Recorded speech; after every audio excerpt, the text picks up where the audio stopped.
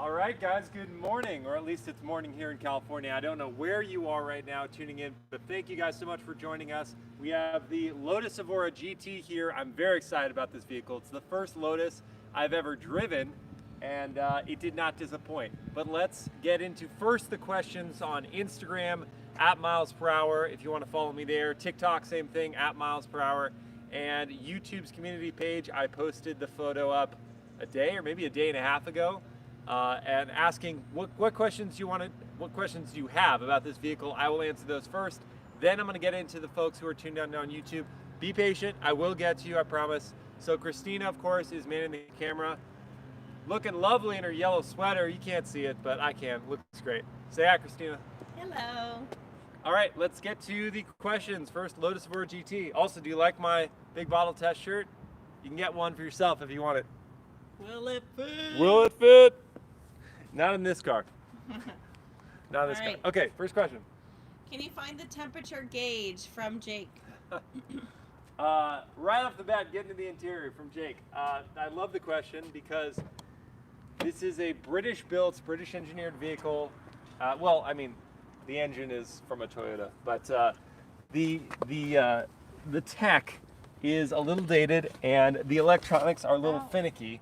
And as you can see, it's difficult to get into the car. So the temperature gauge is going to be one of these two, and I'm not sure which one it is. I'm just going to put it in this mode right here. And then this, or no, it's info here that you have to press, and pretty sure this changes up the info that you have on the screen. Maybe, maybe not. It's a great question from Jake. Let's just put it that way. Do I know how to find the temperature gauge? Well, I can see the PSI of the tires over here. What is this? Is this changing the, maybe, I don't know. So we have the clock, we have the outside temperature, we have the mileage there, we have the speedo right in the center. You can see the digital speedometer right through here. Very hard to, I'll grab this. I'll grab this so you can see. Right in there, you can see the digital speedometer, then we have the tach on the left, speedo on the right, and we should be able to see more information here on the left changed out. And I thought when you hit this tab here that says info, it might change that up, but it looks like maybe that's not correct. So, great question, Jake. I can't find the temperature gauge. If anyone knows how to find it, let me know in the comments, and I will show that to you. Starting off with the toughie. And sorry for all the leaf blowing going on in the back. What do we got? Next question. Can you open the front compartment where you put in washer fluid? Everyone's asking tough From questions. Aaron. I do know, Aaron, I do know how to do that. So you go over to the passenger side. Christina may need to show them. Oh, inside? Yeah, well, no, just, yeah, over here is going to be easier. Just because you won't be able to see from over there. To open the front compartment, which actually is not a storage area, there's a tab down here that you can get to and pull that. And when you do that, oh gosh, this is not a car for big people. No. Okay, so when you do that, this tiny little area right here, you see it? Yep. This tiny little area pops up. And that's where you put the washer fluid. That's it. You don't have front storage area right in here like a lot of mid-engine supercars. This is a small vehicle. It is mid-engine still, but yeah, it does not have front storage. So that's how you open up that compartment there, and then you just have to be very gentle putting it back. Okay, we're good. Just like the trunk, you have to be very gentle with that. What is our next question? Okay, Evora GT or 911 from Blake. Blake asked a good question. So, you know, real driver's cars here, that's what we're talking about. The Evora GT is, you know, if you're spending this amount of money, it's effectively $100,000. It starts at $98,000. If you're spending $100,000 on a car, you have to really love what it's offering. The Evora GT is offering a visceral driving experience. The 911 is offering that kind of similar thing. It's such a great driver's car, but they're also layering some creature comforts. This is not a creature comforts car, not even close to it. The 911 adds in those creature comforts. The starting prices for this car and the 911 are very similar, like 100 for the 911, 98 for this. But the 911 is going to make less power, 379 to start. This has 416. Power to weight ratio is going to be better for this as well. This weighs less than the 911, about 200 pounds less, 150 to 200 pounds less. So which would I choose? In terms of like, if you didn't need it to be your everyday car, and that's where I would kind of draw the line, because this, as a daily driver, would be a bit rough. Not a lot of storage space, not crazy comfortable on the road, and you have to wonder, you know, it's a little finicky. It might not be crazy reliable, apart from that engine, Toyota sourced engine, so it's going to be reliable in that way. This versus the 911, as a daily driver, I would choose 911. If we're talking about something for the weekends, something you don't have to rely on to get you to and from work every day, I would definitely choose the Evora GT. Okay, next question. Gosh, it's bright. Yeah. It is bright. Okay. Just like that pink color. Exige Orange. That's what they call that. Cool. Do you think Cool. 3,200 pounds is getting up there for a Lotus weight from Blake? Yeah, so Blake goes into the weight of the Evora GT. It's actually a little under 3,200 pounds. It's 3,122, I believe. And, you know, compared to the sub 3,000 pound Elise and Exige, yes, it is heavier, it is larger, but it is still a tiny car. Guys, I mean, like, you can see it. It is a small vehicle. It's like Miata size. Little bit, tiny bit longer than a Miata. But it's a small vehicle. Just over 3,000 pounds is not a lot of weight. So I wouldn't say it's too much. If you compare it to anything else on the road, this power to weight ratio, this size, this weight period is very much on an aggressive end of the spectrum. And that's why I had to do a 180 myself, because when I first saw the Evora released, I'm like, that's not a Lotus. A Lotus is this tiny little go-kart. But this still is. Relative to the cars on sale today, the fact that this car is on sale, matched up with all the other cars you can spend this kind of money on, this is a completely unique offering, and I definitely think it's very much still a Lotus. Okay. What's the most fun you've had in this car from Franklin? The most fun I've had in this car, I may have actually jotted down your question wrong, Franklin. You may have asked the most fun car I've had. Oh.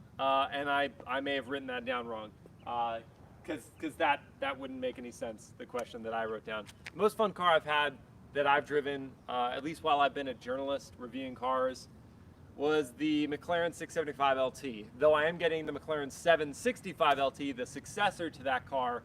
I don't know why I put successor in quotes. It is the successor to that car in 2 weeks. So we'll see if that car is more fun than the 675. But the 675 is still kind of like up there for me. This is really close though. In terms of an excitement as a driver's car, this is very close. This is a car that if I had gobs of cash, I wouldn't think. I would just go out and buy it. You hear that, Christina? We're gonna never own one of these because we won't make the money for it. But maybe one day. I don't like getting so low in. Oh, okay, all right. She doesn't like getting in and out of it. Only when I'm pregnant. Yeah. I don't like it. Okay, but I like the car. Do you like the stickers or decals on the side from Josh? Stickers or decals? That would be these. My shadow is just everywhere right now, so I'm just gonna go this way. These here. Well, here's the thing about them. One, they're serving a purpose, because rocks and stones and anything that comes up, that's going to scratch up this and not the actual body paint, as is this piece right down here. But you can see, I mean, this car has, what, 8,800 miles on it. It's not brand new, but it's also not, like, old. And these are already marked up and stuff, but that means that this is marked up and not the body. These have a purpose, and I think they look kind of cool. So, yeah, I look at them. They serve a purpose, and they look cool. So, yes, I'm down. Okay. How is the driving experience from Prathamesh? Sensational, Prathamesh. The driving experience in this car is awesome. I will drive it a bit for you today and describe it in further detail, but it's just so good. It's so connected. The manual transmission is perfect. The way it notches into gear, the take-up of the clutch, it's just perfect. I love this car. It feels featherweight. It feels like it weighs even less than the 3,100 pounds quoted. So it's an awesome car. I love it. Can a 6-footer get into the car from I. Gonzalez? Yes, I am 6 feet tall, and I can get in. Now, not gracefully, never gracefully in a Lotus, but I can get in. So the way I do it is I get into the piece right here, the chassis, and then scoop my butt over with my leg, and then I'm in. If you try to do that quickly, you will hit your head, and it will hurt. So you want to do it slow and steady. And now getting out is a little bit easier, actually. Just duck your head, pivot, and turn. So there you go. 6-footer can get in and out. And interestingly, you ask about height, and I'm sure a lot of people are asking about height and who can fit in this car. Interestingly about this vehicle, unlike the Exige and Elise, which you really needed to be pretty small, I've squeezed in, I've not driven it, but I've squeezed into an Elise before, and it was acrobat. It was acrobatics. It was difficult to get in. This one is different because the pedal placements are so far away from you that taller folks actually, I think, find a better driving position. I have a longer torso and not crazy long legs, but taller folks will fit into this very easily because the pedals are so far away. Then you can seat yourself back far enough to have easier entry and exit and just find a good driving position. So actually, if you're tall, not crazy tall, but if you're tall, you might find a really nice spot in the Exige Evora GT. All right. It's still early. I'm still trying. Still waking up. Is the inside small from Hirofumi? So kind of a related question, kind of who can fit, but I mean, it's not exactly the same question. So Christina, just poke your head in, we'll show them. The car is a small footprint, so you can expect that the inside is going to be small, but I'll squeeze in and kind of show you relative.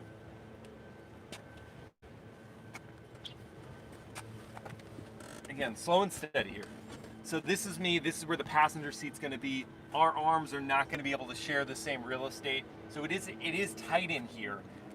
The dash is not, super far back. You don't feel like you have a lot of space. The headroom is actually okay. Now the seat is on a rail, and so I can't lower it or raise it anymore. But I have a longer torso, and I still have 1 inch to 1.5 inches of headroom.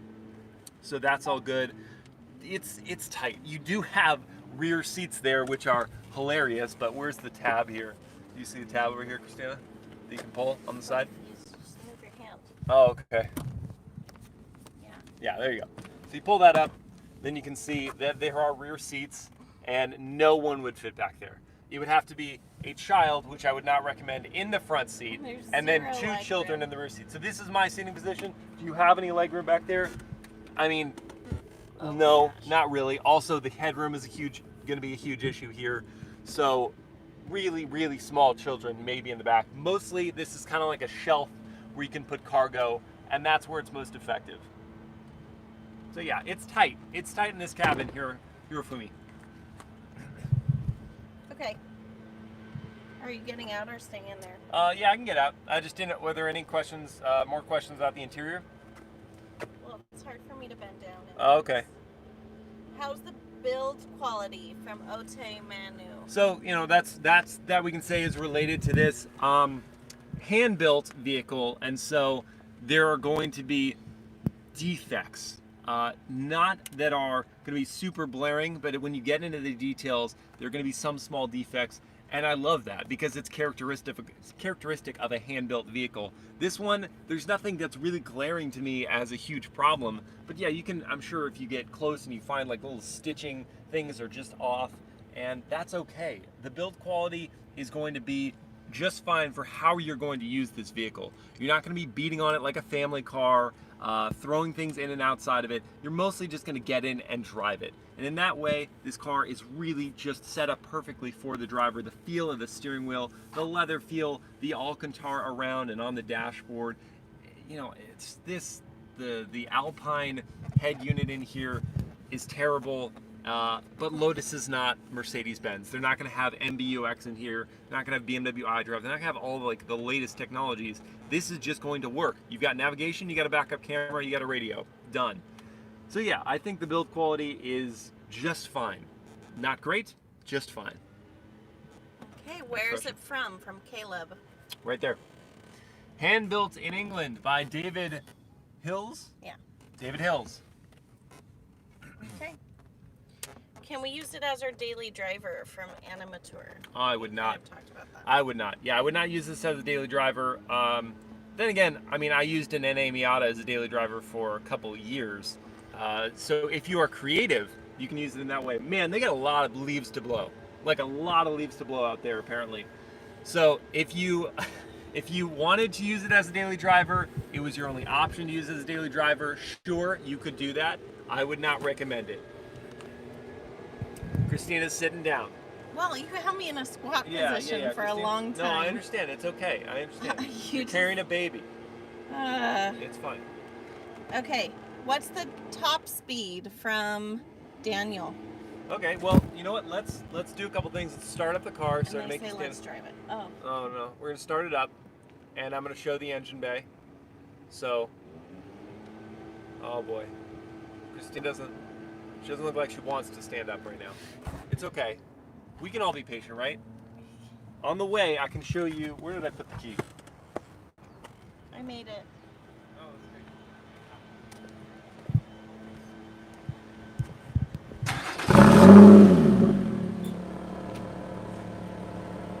I'm going to put it into race mode, which will open up the exhaust baffles.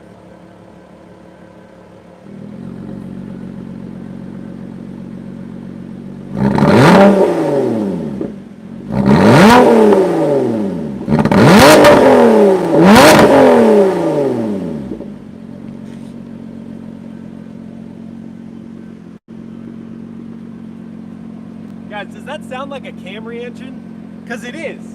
I mean, granted, it's supercharged, but that sounds really good. That sounds really good. Okay, now we're going to open up the trunk, which will also give you access to the engine bay.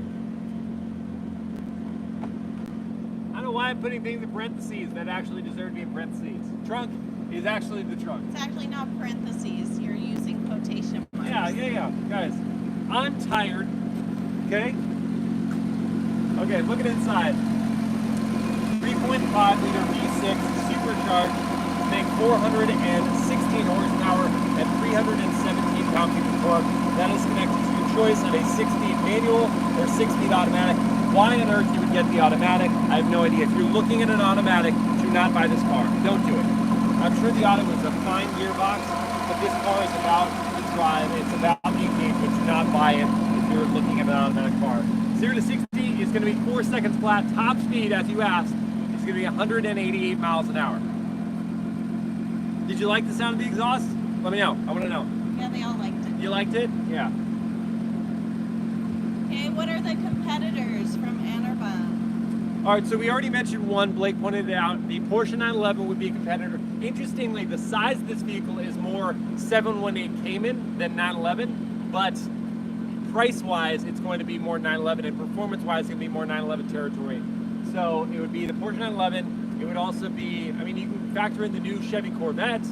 That would also be a competitor. That is going to be priced less. That's going to start at 60, whereas this starts at 98.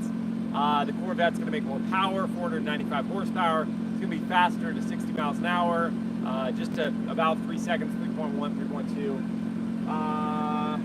Yeah, and I mean, do you like the mid-engine supercar looks of the Corvette? If you want to consider that, it may look like a sports car to you. Do you prefer the light, nimble, tiny, but exciting, exotic look of the Lotus, or do you want something a little more traditional like the Porsche 911? That's your decision. Driver's car, all three of those are going to be good options, including this one. Just to have absolute thrills to connect with the car, this would be my pick. Daily driver, I wouldn't choose it. Okay, is it a good choice for beginner racers from Anarbon? Interesting question. Beginner racers. I mean, if beginner racers have large checkbooks, then yeah, I suppose it's going to be really good on a racetrack because it's light and it's fun and it's predictable, and you get a good feel for what the tires are doing. The brakes are solid. So yeah, I mean, it's I guess a good pick for beginner racers. I would choose something like a beat-up Mazda Miata to start because, one, if you crash it, your life will go on. 2, very easy to work on. This one, you're gonna have a lot more, you have to take things apart. It's a mid-engine design. You gotta get in there. So I wouldn't say it's easy to work on. And it's 416 horsepower versus a Miata is about 110 horsepower for an NA. 1.8, 1.6 is gonna be less. I would say that this, if you have a lot of money and you don't care if you're gonna crash the car, sure, just go buy a beat up Mazda Miata. That's how I would start. Or, I mean, if you want to do front drive, you can go get a Toyota Celica. You can get a 280SX. I mean, there's so many different ways you can go, but I wouldn't start with this one. Okay. What's the price from Ninja Gaming? We got that covered. $98,000 to start. This one, as tested, is $105,000. Got a couple options. All right. All right. Hello, Fun Day Cone. Getting into the YouTube now. All right, Arjumand Dwar. Yeah. Thank you guys for tuning in and being Hey, patient. Marsha. Okay.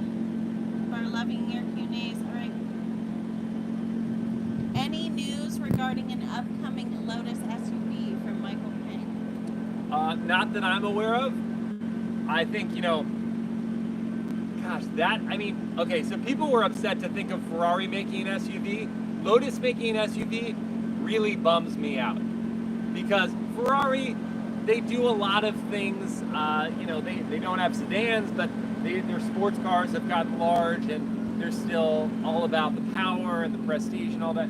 Lotus is always about being lightweight and fun to drive and nimble and manual equipped, and that is a brand that I don't think belongs in the SUV category. So I would be bummed if Lotus made an SUV, but no news on that one, sorry. All right, from Abdulaziz. What model year is this? This is a 2020 model year. Okay. Oh my goodness. Jeez, they got so many leaps to blow. We may need to be getting into the drive now.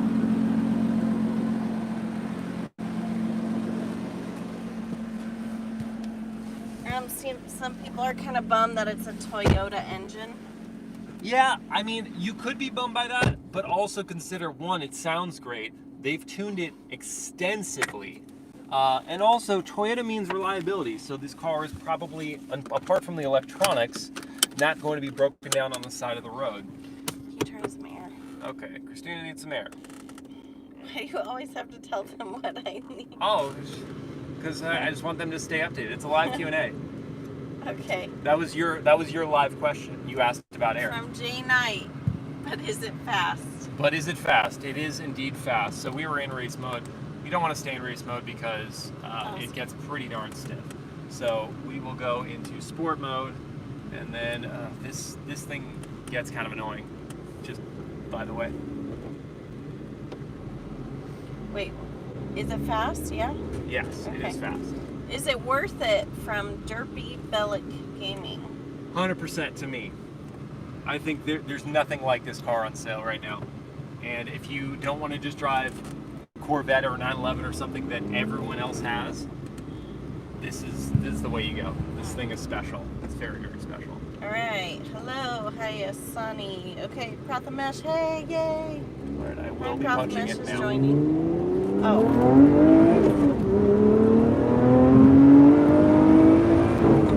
How good does that sound? I hope you guys can hear it. I have a huge smile on my face right now, guys. This car is so, I mean, if it's not on my face, then that's only because my face is catching up to being awake. But inside, I'm giddy. I'm leaping for joy right now. This car is amazing. This gearbox is fantastic. So you've got this, cue ball style shifter. Fits perfectly in the hands. It is a 6-speed, reverses off and to the left. And oh gosh, the shifts are perfect. It notches just beautifully into place. The throws are short. Oh man, it's so good. Okay, is The it pedal more? placement. Oh, this is something I didn't show you guys. Sorry, I'm just ranting now. But the pedal placement is crazy. You have to wear narrow shoes because the pedals are stacked right next to each other. So it's perfect for heel-toe downshift, but you can't have fat shoes and drive this car. Okay, question. Sorry. Okay, is it more track focused? From Arjumand. It is definitely more, I would say performance focused. It would do wonders on the track. In general, it's not trying to be comfortable. It's not trying to be a daily driver like a 911 or Corvette is trying to be. This is laser focused on the best driving experience they can offer you at this price point. I love this car. I love it deeply. Prathamesh said he's not able to send Super Chat through Google Pay. Oh, interesting. Bummer. Oh, bummer. But thank you for trying, Prathamesh. I really appreciate it. Okay, is it good for the track? You just said that, right? Yeah, I mean, it would do great on track, but I mean, you can have just as much fun on the street. No, you can't have just as much fun. You'd have more fun on the track, but you can enjoy yourself in the street. Do you think Lotus is back? And also, do you think this can be made into a meet and track machine with a little modification from Prathamesh? Oh, it could definitely be made into a meet and track machine. It could be, I mean, you don't even have to modify it. Just out of the box, it's going to be crazy capable on the track. Do I think they're back? I don't think they ever left, honestly. I think they've had one model at a time, and that's mostly because of crash safety regulations being as stringent as they are, and it's hard for them. What? Oh, no, Christina's not feeling good, so we're gonna chill for a sec. We're gonna chill for a sec. Okay, next question. Motion sick and pregnant. You gotta understand. And this car is pretty bumpy, so.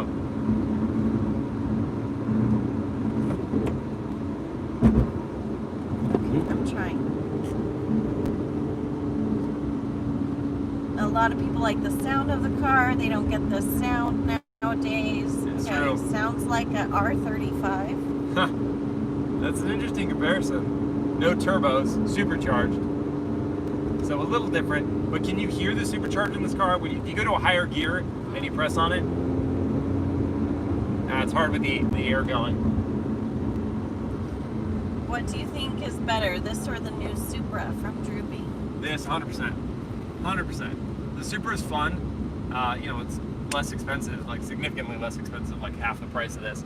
But this is, if you want like classic driver engagement, that's this car. The Supra is modern driver engagement. It's good. It's not the throwback that this car is. Right, from Donna K. Only thing I dislike about Lotus is that it is just a manual. Ooh. No, you can Are get this car. there any automatic options? You can get this car in an automatic. I would not. It defeats the purpose, in my opinion. This car is meant to be driven fully. It's meant to fully engage you, and an automatic is one component where you are not engaged. Yeah, you can have paddles on the steering wheel, but it's not the same. It's just not the same. Okay, from Matt. I think it's Matt. What kind of brakes does it have? That's a great question. I didn't look into the brakes. I'm going to say they're good ones. I don't, honestly, off the top of my head, I don't know. I didn't look into them because I'm not going to be able to do a full review of this vehicle. I just don't have time, unfortunately, guys. But this is going to serve as the review. The brakes, I do not know. I don't believe they're carbon ceramics. I think they're just steel brakes. But they're excellent. You can option on carbon ceramics. I'm 100% sure you can option on carbon ceramics, but you don't need them. Unless, I mean, if you're going to be going to the track all the time, yes, carbon ceramics come in handy because they just don't fade. You get consistent stopping power. But in terms of on the street, these brakes are more than up to snuff. They're excellent. The car doesn't weigh a ton, too, so it doesn't need crazy brakes. What is the best car under 100K? Oh man. For what? It's a really big blanket question, unfortunately. The best car all around? I mean, I don't have a good answer to that question, guys, unfortunately, because I don't know what you're looking for, how you would be using it. For me, if the best performance car, this is going to be right up there. This is probably going to be in my top two. This and a 911. If you can get a 911 out the door for under 100, that's going to be difficult. Any options and you're over 100. Corvette's going to be up there too. I like the Corvette. Are you going to do a review on the new 911 Turbo S? I am going to try. I'm going to try to get that car. Porsche has been tight-lipped about how soon they can get me that car, because any 911 Turbo S's that you've seen online, just between you and us guys, is going to be a pre-production prototype. So now we're going to be getting into actual production vehicles, which is why it's taking so long for them to get me one. So hopefully I'll be able to do that.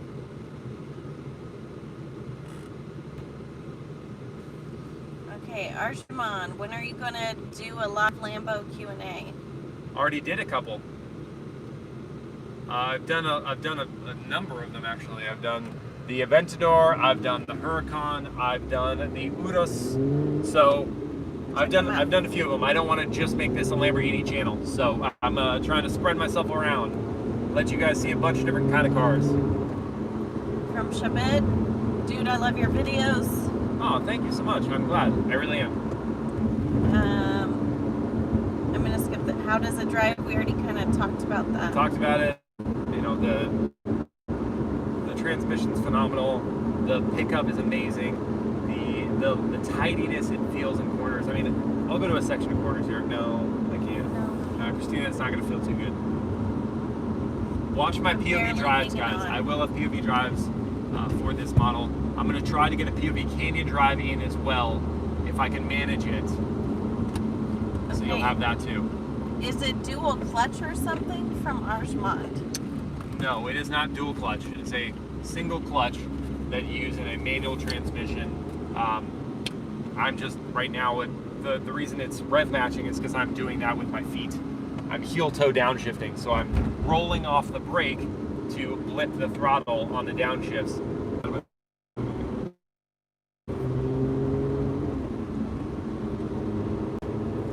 Sorry guys. Yeah, I forgot this one road that I like to go down because it has corners. Doesn't work with YouTube Live. So we're back. Sorry about that. Oh, from Lorenzo, you're expecting a baby? Yes, expecting a baby in 6 weeks. In 6 weeks. I was gonna say the beginning of January, but Everyone's saying congrats. Okay. Yeah, so that brings us to the point that Miles may be doing these Q&As by himself. yeah, I may be riding solo on these Q&As because Christina is going to be tending to our newborn child, as will I when I'm not making these videos. And I might be even more tired than I am right now, guys. No, you will be. I will be. I will be more tired. But yes, so I'm going to be doing these live Q&As by myself until I can find someone who can handle the camera for me.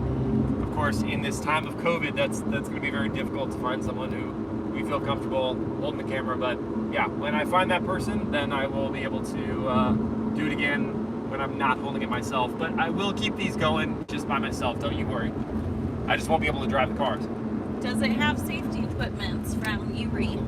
It has airbags, and it passes U.S. safety regulations barely. They had to make an exception, I think, for this vehicle.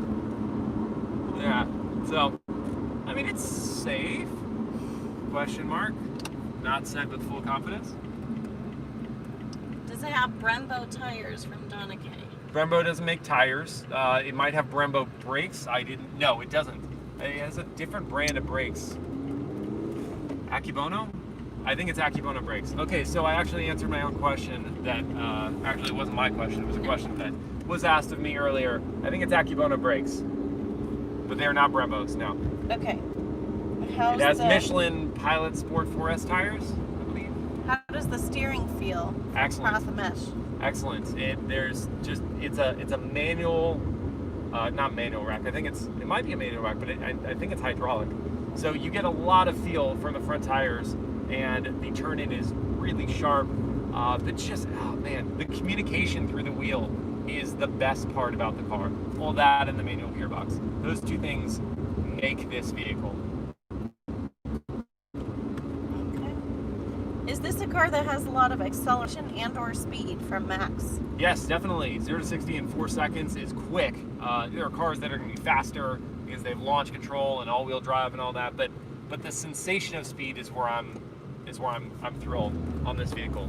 So yes, it has a lot of speed, quick acceleration. I'm not going to do too much of that because Christina's not feeling great. But yes, a lot of speed, quick acceleration, super fun. Okay, love you from Italy. Love to you from America. What do you think about the GMT50 and Aston Martin Valkyrie from Prothmesh? GMT50. Oh, is that the McLaren thing, or the guy made by Gordon Murray, the original creator of the F1? I think that's what that is. Yeah. What do I think of it? I think it's awesome. I think it's super cool. I think it's channeling Lotus right here. It's like, let's make a driver's car in the modern era. That one just happens to make quite a bit more power. So I love that. The Valkyrie is it's a track focused wild looking F1 inspired race car for the road, and it's awesome. I'm excited about that car. Gosh, I hope I get a chance to drive it. That would be amazing. BMW M4 or the Lotus? Yes, 100%. Again, I guess gotta make an exception or qualify that. If you are not planning to drive this every single day, it's going to be your car for you, or maybe you and your wife, or you and your friends, or whatever. Then, yeah, if it's not that, then this. If you have to have something to do it all, the M4 makes more sense. What is your dream supercar? One day I would love to own a 2005 Ford GT. That's my dream. What about Lotus Elise? Question mark. I would love to own one of those too. That'd be great. Okay.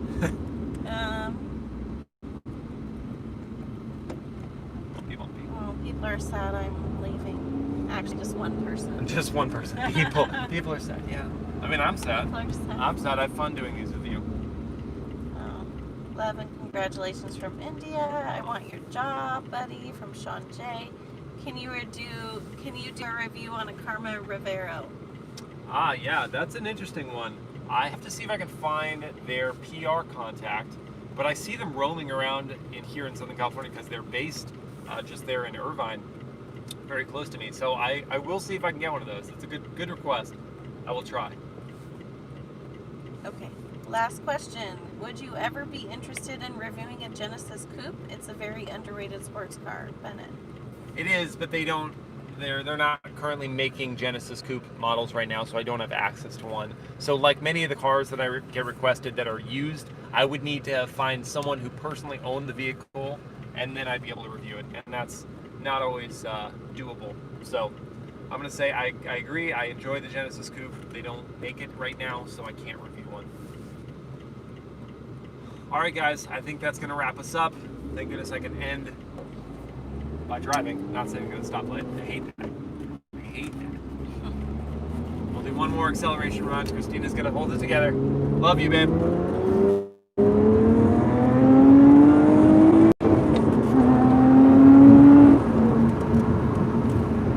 That's the Evora GT, guys. Thank you for tuning into this live Q&A, and I will see you guys next time. Have a great rest of your weekend. Bumpy. Oh.